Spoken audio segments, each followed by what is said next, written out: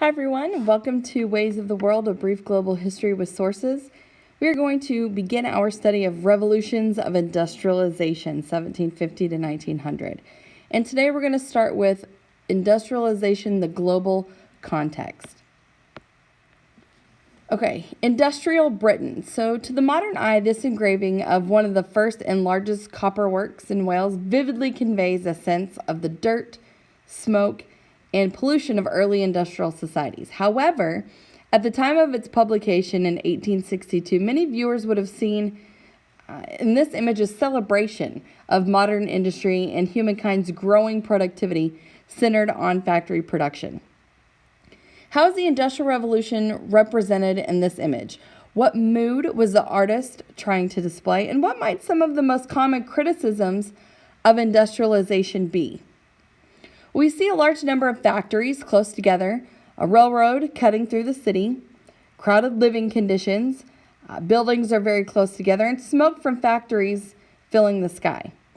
Well, the artist is depicting a gloomy mood. The colors are muted, the sky is filled with smoke, the humans are dwarfed by the buildings around them, and the river is still and appears lifeless. It contains only the reflections of the smokestacks. So based on this image, one might criticize industrialization for its cramped conditions, dirt, grime, and general pollution. All right, industrialization, the global context. So let's start with origins.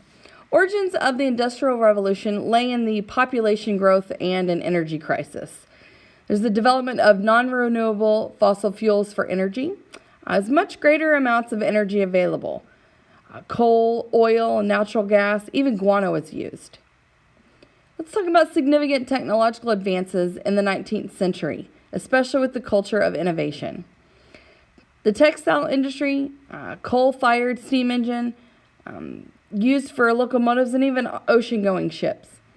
Chemicals, electricity, precision, machinery, the telegraph and telephone, rubber, printing, and agriculture are even part of technological advances. Let's talk about increases in output. The Industrial Revolution brought enormous increases in the output of goods and services. In Britain, output increased some 50-fold in the period 1750 to 1900. And the spread from Britain to Western Europe, then the United States, Russia, and Japan. And in the 20th century, it truly became global. Let's think about the impact on the environment. There was a mounting impact on the environment. There are extractions of raw materials that altered the landscape. Sewers emptied industrial waste into the environment. Smoke polluted the air, and some voiced opposition. For many historians, the Industrial Revolution ushered in the quote-unquote age of man. All right, producing gas from coal.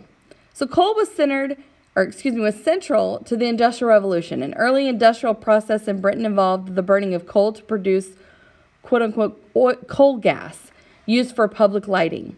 This image from 1822 shows that process in action at one such production facility in London. Those who stoked the furnaces often developed various lung diseases and died early. How does this image illustrate the social and economic changes that took place during the Industrial Revolution? Socially, this image depicts indistinguishable workers risking their health for a likely low-paying job making coal gas, characteristic of the increasing economic stratification that accompanied industrialization. Economically, this image demonstrates one of the major shifts of the industrial period from agriculture to mechanized mining and its products, in its case, coal. So drawing on your prior knowledge about Europe, explain why historians might consider Europe an unlikely place for the Industrial Revolution to have begun. Well, Europe may seem an unlikely place for a number of reasons.